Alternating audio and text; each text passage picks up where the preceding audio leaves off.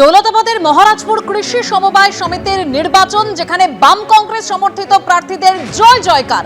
বাম কংগ্রেস সমর্থিত প্রার্থীরা ৩৯টি আসনে জয়লাভ করেছে। তৃণমূল কংগ্রেস প্রার্থীরা জিতল মাত্র 4টি আসনে। দৌলতাবাদের নির্বাচন ঘিরে মুর্শিদাবাদের দৌলতাবাদে একেবারে ধুমধুমার পরিস্থিতির সৃষ্টি হয়েছিল। কিছুক্ষণ আগে যে ছবি আপনাদের সামনে রেখেছিলাম, তবে সেই জায়গায় অর্থাৎ সেই সমবায় নির্বাচনে বাম কংগ্রেস জোটের সমর্থিত যে প্রার্থীরা রয়েছেন তাদের জয় জয়কার। ৩৯টি আসনে প্রার্থীরা বাম কংগ্রেস সমর্থিত প্রার্থীরা জিতেছে, আর তৃণমূল কংগ্রেস প্রার্থীরা জিতেছে মাত্র 4টি আসনে। অর্থাৎ যেরকম আপনাদের বলছিলাম, এই মুর্শিদাবাদের দৌলতাবাদে যেখানে সমবায় নির্বাচনকে কেন্দ্র করে একেবারে ধুমধুমার পরিস্থিতি তৈরি হয়েছিল, যেখানে বাম কংগ্রেস জোটের সঙ্গে তৃণমূলের সংঘাত, সেখানে মারপিট হয়, পুলিশকে লাঠিচার্জ পর্যন্ত করতে হয়েছিল, সেই সমবায় নির্বাচনে এবার বাম কংগ্রেস সমর্থিত প্রার্থীরা তারা জয়লাভ করেছেন। ৩৯টি আসনে জয় পেয়েছে বাম কংগ্রেস সমর্থিত প্রার্থীরা। অন্যদিকে তৃণমূল জিতেছে মাত্র 4টি আসনে। সরাসরি চলে যাব, রাজীব চৌধুরী আমাদের প্রতিনিধি রয়েছেন আমাদের সঙ্গে। রাজীব।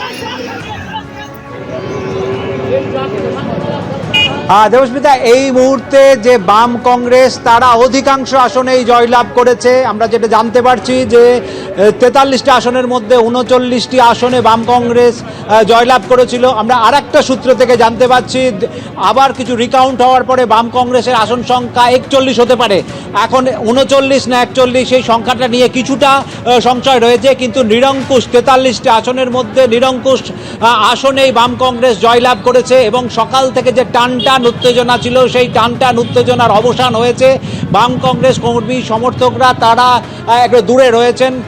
বাম কংগ্রেস নেতৃত্ব তারা একেবারে গেটের সামনে তারা চলে এসেছেন। নির্বাচিত যে সমস্ত যারা সমবায়ী যারা তারা ভিতরে গেছেন, তারা আনুষ্ঠানিকভাবে শংসাপত্র নেওয়ার জন্য তারা ভিতরে গেছেন। এই মুহূর্তে বাম কংগ্রেসের এই জয় নিয়ে, বাম কংগ্রেসের এই জয় সমবায়ীদের জয় বলেই তারা জানিয়ে গেছেন। তারা ভিতরে যাওয়ার আগে জানিয়ে গেছেন যে এলাকার কৃষিজীবী মানুষজন তারা দীর্ঘদিন ধরে বঞ্চিত হচ্ছিলেন, বিভিন্ন সমবায়ের বিভিন্ন সুযোগ সুবিধা থেকে বঞ্চিত হচ্ছিলেন। 8 বছর ধরে এই সমবায়ের কোনো নির্বাচন না হওয়ার জন্য তারা সমবায়ের যে সমস্ত সুযোগ সুবিধা এই এলাকার কৃষকরা তাদের প্রাপ্য ছিল, সেই কৃষক থেকে বঞ্চিত হচ্ছিলেন।